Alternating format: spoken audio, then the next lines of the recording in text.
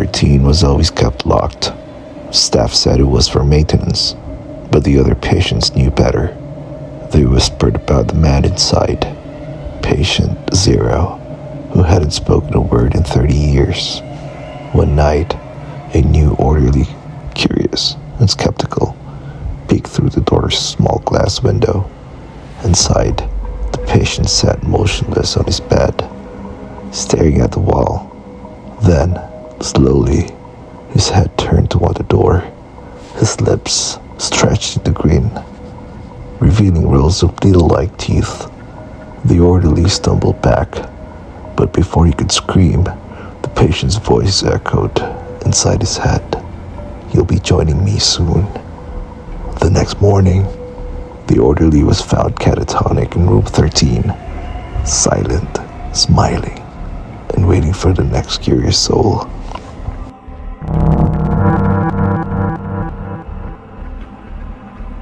Mirrors were forbidden in Blackwood Asylum after the incident. A schizophrenic patient, convinced her reflection was stealing her life, smashed every window she found. The doctors dismissed it as delusion, until patients started vanishing, leaving only puddles of water and fractured glass behind. One nurse, skeptical, brought a compact mirror to work. During her rounds, she checked her reflection and froze. Her double smiled back, mouthing words she couldn't hear. Then it reached out. The next shift found the mirror intact on the floor. The nurse was never seen again. But sometimes, patients swear they see her inside the mirrors, begging to be let out.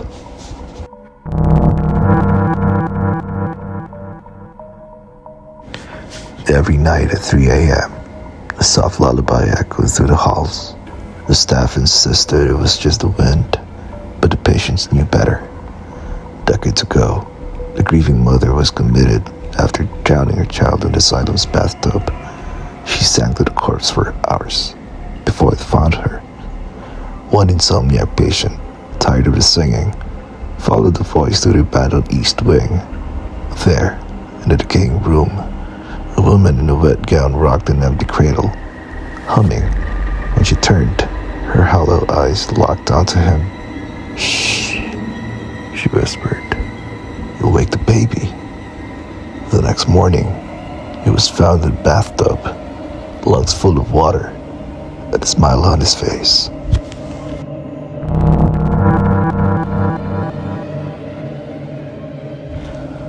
The patients of Willow Ridge Asylum often complained about the scratches inside the walls. The doctors dismissed it as rats until patient 47, a paranoid architect, drew detailed blueprints of the asylum, including the hidden passages. One night, a nurse heard muffled sobbing from an empty room. She pressed her ear against the wall and froze. Something whispered back, "I was here before the asylum. They built it around me." The next day, patient 47 was found dead. His body folded into the wall cavity like he had been stuffed in from the inside. Now, if you listen closely, you can hear him scratching, begging to be let out.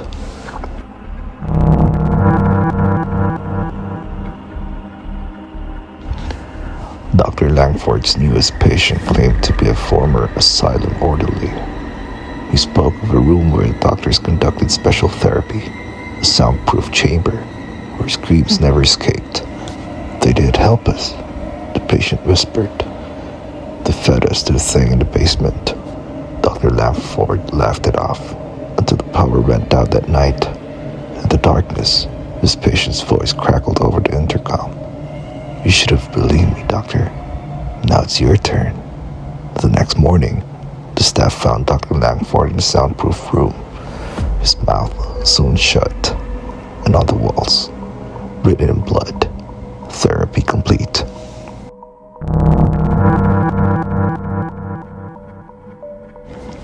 Every full moon, a patient would wake up screaming, their teeth gone, their gums smooth as newborns. No one believed them until a nurse caught patient K8 crouched over a sleeping man, pliers in hand. When they searched his room, they found hundreds of teeth hidden in the walls, some old, some fresh, some not human. The worst part, K8 wasn't even a patient. His file didn't exist. And the night he vanished, every mirror of the asylum shattered at once. And now, if you listen closely, you can hear something clicking in the vents, like teeth, chattering in the dark.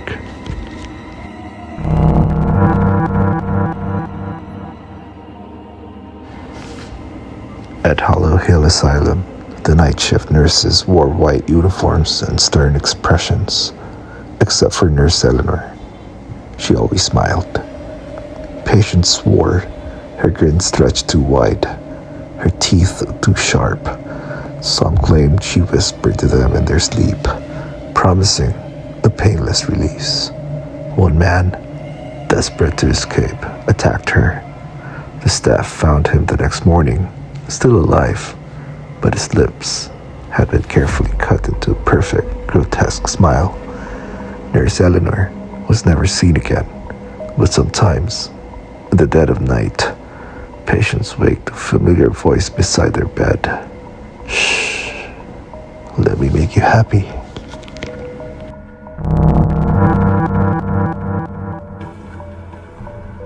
The new orderly laughed when he read the asylum's night shift rules. Number 1, if a patient screams from room 12, do not open the door. It's not a patient. If the lights flicker, count the shadows. 1 extra means you're not alone. Number 3, if you hear singing from the basement, cover your ears. She's hungry tonight. At 3 a.m., the orderly heard sobbing from room 12. Against the rules, he opened the door and saw himself strapped to the bed, mouth sewn shut. The last thing he felt was cold hands dragging him into the darkness. The next night, a new orderly was hired, and the rules had been updated. Rule number 4, if you see your double, run. It's already too late.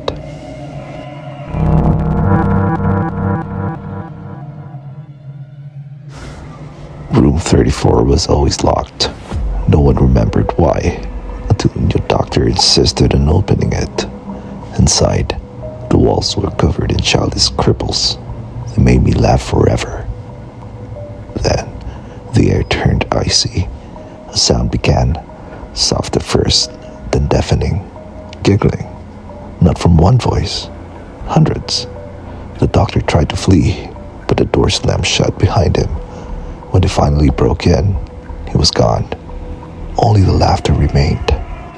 Now, if you press your ear to the door, you can still hear him laughing and laughing and laughing.